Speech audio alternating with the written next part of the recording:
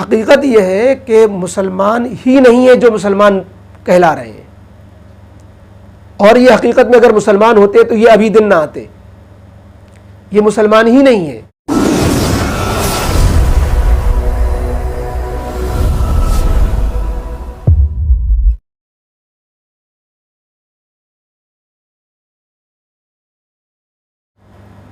بسم اللہ الرحمن الرحیم۔ عجیب چبھتا ہوا سوال ہے کہ ساری دنیا میں مسلمان ذلیل کیوں ہیں؟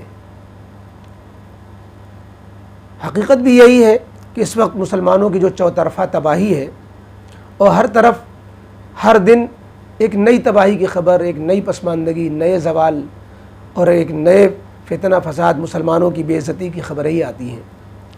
لیکن اس کے پیچھے حقائق کیا ہیں؟ یہ ذلت کیوں ہے؟ تو ہمیں کئی حقیقتیں سامنے رکھنی پڑیں گی۔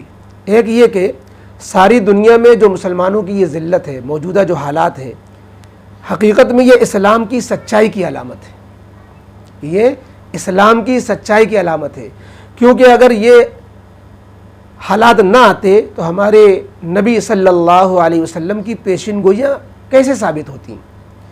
تو یہ پیشین گوئیوں کا ظہور ہو رہا ہے کہ قرب قیامت میں مسلمانوں پر ساری قومیں ٹوٹ پڑیں گی، یہ ہمارے نبی کریم علیہ الصلوۃ والسلام کا فرمان ہے۔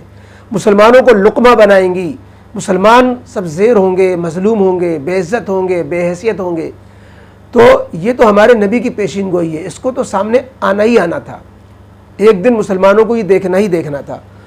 تو حدیث پاک میں جیسا کہ فرمایا گیا کہ مسلمان کمزور ہو جائیں، کثرت کے باوجود مسلم قومیں تعداد میں کم ہوں گی، تعداد میں کم نہیں ہوں گی، حیثیت اور جو ہے ان کے ہتھیار بھی کم نہیں ہوں گے، ملک بھی کم نہیں ہوں گے، لیکن حدیث پاک میں فرمایا گیا دنیا کی محبت اور موت کی کراہیت ان کو اس مقام پہ کھڑا کر دے گی کہ دنیا کے چکر میں اور موت سے بھاگنے کی وجہ سے دشمنوں سے لڑنے کے لائق نہیں بچیں گے، لہذا دشمن ان پر حاوی ہو جائے گا اور یہ بے حیثیت ہو کر رہ جائیں گے، یہ ایسے ہو جائیں گے جیسے سیلاب میں کوڑا کرکٹ ہوتا ہے، اوپر تیرتا ہے، اس کی کوئی وزن نہیں ہوتا، اس کی کوئی حیثیت نہیں ہوتی۔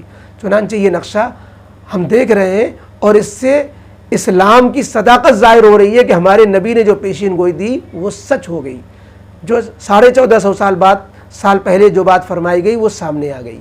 تو اسلام کی صداقت ظاہر ہو رہی ہے، ایک بات۔ دوسرے یہ کہ مسلمان جن کو آپ مسلمان شمار کر رہے ہیں اور یہ سب کڑ رہے ہیں کہ مسلمان رسوا ہو رہے ہیں، لٹ رہے ہیں، پٹ رہے ہیں، مسلمانوں کو ہر طرف ستایا جا رہا ہے، مسلمانوں کو اجاڑا جا رہا ہے، ہمیں یہ دیکھنا پڑے گا کہ جن کو ہم مسلمان کہہ رہے ہیں اور مسلمانوں کی جو تباہی ہے، یہ مسلمان ہیں بھی؟ جن مسلمانوں کو لوٹا پیٹا جا رہا ہے یہ مسلمان ہیں بھی؟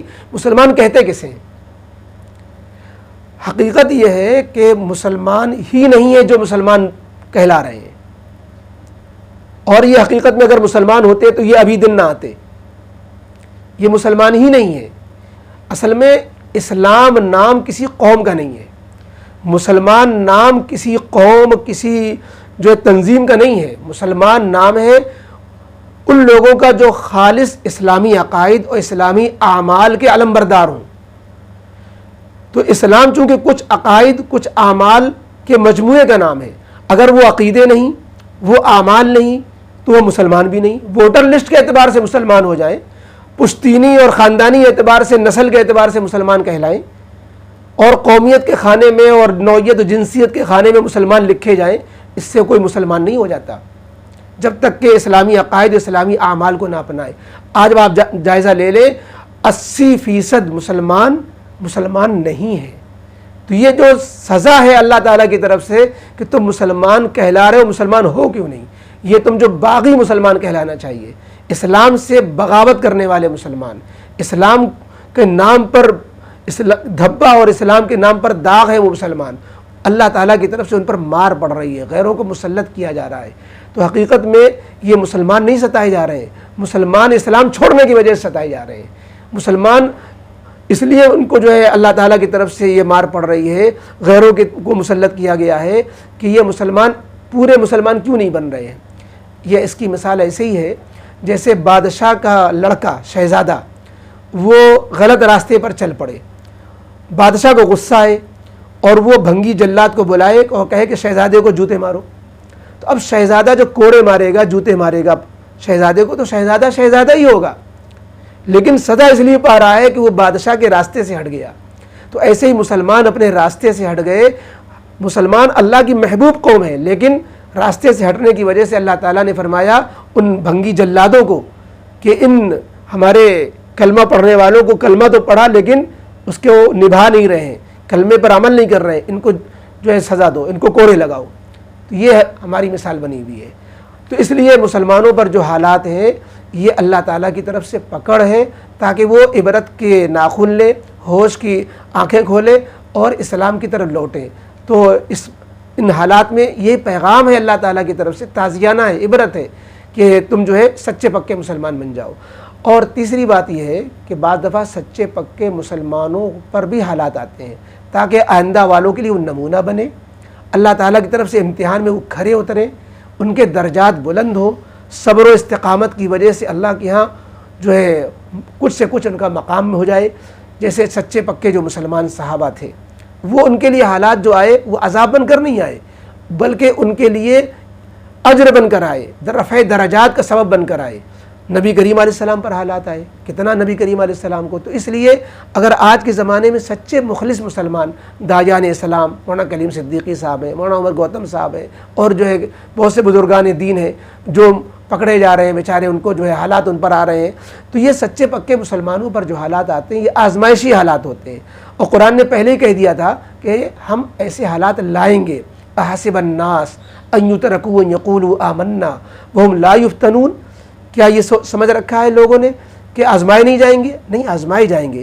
تو اس لیے، اور یہ آزمائش دنیا کی ہی آزمائش ہوتی ہے، اور یہ جو سچے پکے مسلمان آزمائے جاتے ہیں ان کو اس میں کوئی نہ مایوسی ہوتی ہے، نہ گھبراہٹ ہوتی ہے، نہ جو ہے ان پر جو ہے اس سے کوئی اثر لیتے ہیں، بلکہ وہ جانتے ہیں کہ دنیا سب کچھ ہے ہی نہیں، بلکہ ہماری کامیابی اصل آخرت کی کامیابی ہے۔